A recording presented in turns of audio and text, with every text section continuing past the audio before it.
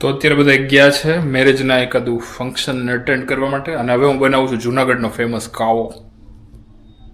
તો ભાઈ આ કાવાનું પેકેટ છે શ્રી મહાકાલ કાવા સેન્ટરમાંથી. જ્યારે જુનાગઢ દિવાળી ઉપર ગયા હતા ત્યારે આ ત્યાંથી લીધું હતું કાવાનું રો મટીરિયલ. તો આની હેલ્પથી કાવો બનાવીએ છીએ. એમાં બીજા બી ઇન્ગ્રેડિયન્ટ આવશે જેમ કે લીંબુ, આદુ અને ફુદીના. ફુદીના તો અત્યારે નથી, તો જેટલા ઇન્ગ્રેડિયન્ટ છે એનાથી બનાવીને ટ્રાય કરીએ કે આપણાથી કેવોક બને છે. તો પાણી ગરમ થવા માટે મૂકી દીધું છે અને એની અંદર આ નાખવાનું છે કાવાનું મટીરિયલ જેને કહે છે બૂંદ દાણા. અને એમાં નીચે કાવો કઈ રીતે બનાવો એની રીતે લખી છે. 100 મિલી કે 2 કપ કાવા બનાने के लिए 2 छोटे चम्मच मसाला डाले. तो આપણે એક જ કપ બનાવો છે તો આઈ થિંક 1 ચમચીથી થઈ જશે. તો 1 ચમચી આ બૂંદ દાણા નાખી દઈએ. તો રેન્ડમલી 1 ચમચી જેટલો કન્ટેન્ટ છે એ અંદર નાખી દઈએ. બસ આઈ થિંક આટલું થઈ જશે. એકદમ કડવી સુદર્શન ટાઈપની સ્મેલ આવે છે, પણ એન્ડ રિઝલ્ટ છે એ જોરદાર બનશે કેમ કે આપણે એમાં બીજું બધું મટીરિયલ નાખશું જેમ કે લીંબુ. તો આ લીંબુ છે, આમ તો ઘણું લીંબુ છે. તો અત્યારે આટલું લીંબુ ચલાવીએ, ઘણું લીંબુ હતું. અને હવે નાખીએ આદુ. એના માટે જોશે તો આદુને છીણીને નાખવું પડશે.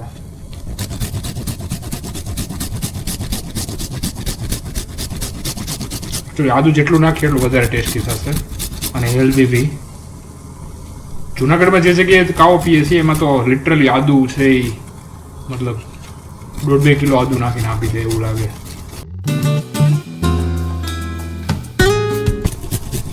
હજી થોડું નાખી દઈએ આદુ. એકદમ સ્ટ્રોંગ કાવો બનાવી નાખીએ. આદુ બધું ખાઈ જ જવું છે અને ફિલ્ટર નથી કરવું.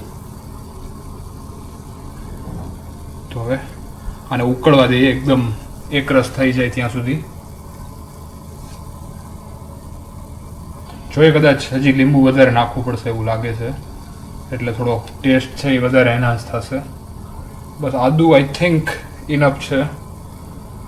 તો આને હવે પેલા ધોઈ નાખીએ.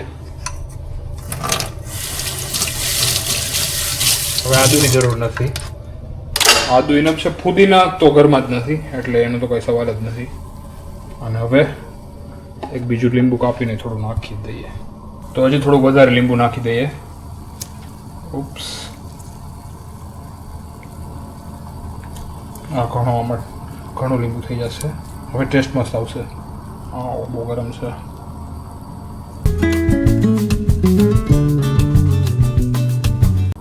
તો હવે કંઈક જામશે. એકદમ સખત લીંબુ અને આદુની સ્મેલ આવે છે. અને જે જુનાગઢમાં જે રીતની ફિલિંગ આવતી હતી કાવાની સ્મેલથી એ ટાઈપની ફિલિંગ આવે છે. જોઈએ આપણાથી કેવી બને છે. હવે જુનાગઢમાં ગમે એ તમે જગ્યાએ કાવો પીશો તો ત્યાં આ રીતનું એ લોકો વેચે જ છે કે તમે ઘરે બનાવી શકો જઈને. તો આ લીંબુ છે એમાં કાંઈ નથી તો એને ફેંકી દે.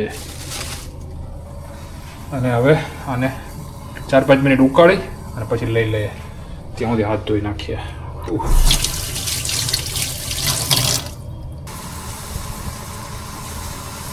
તો હવે કરી દઈએ બંધ. અને હવે ફાઇનલી આપણો જે કપ છે એમાં કાઢી દઈએ.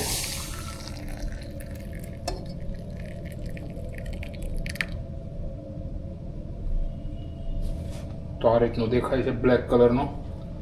અને મૂકી દઈએ અંદર. અને આમાં અંદર લીંબુના બી પડી ગયા છે તો હવે એને કાઢવા પડશે ચમચી.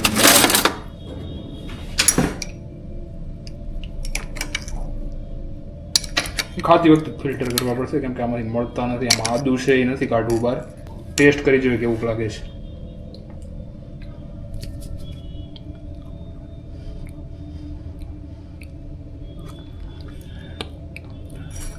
આઈ થિંક સોલ્ટ એ જોશે. સોલ્ટ નથી નાખ્યું. સોલ્ટથી આઈ થિંક સોલ્ટનો ટેસ્ટ મિસિંગ છે. બાકી આદુનો ને લીંબુનો તો ટેસ્ટ આવે છે પણ સોલ્ટ નથી નાખ્યું. સોલ્ટ છે એ સોલ્ટ જ છે ને? હા, સોલ્ટ જ છે. તો નાખી દઈએ સોલ્ટ. હજી થોડુંક નાખી દઈએ. લીંબુ, આદુ, ફુદીના અને સોલ્ટ. જનરલી કદાચ રોક સોલ્ટ યુઝ થતું હશે પણ અત્યારે રોક સોલ્ટ નથી. રેગ્યુલર સોલ્ટ જ છે. તો હવે રેગ્યુલર સોલ્ટ છે એ નાખીને ટેસ્ટ કરી જોઈએ કેવું લાગે છે ફરી એકવાર.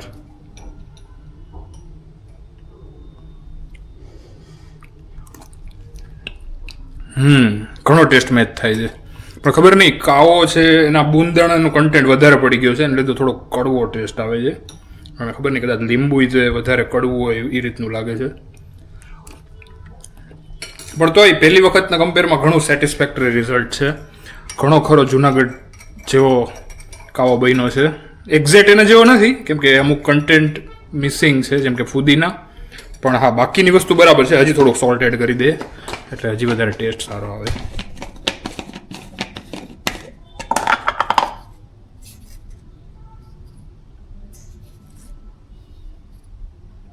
બસ હવે કાંઈ નથી નાખવું, હવે પી લઈએ, ઇનફ.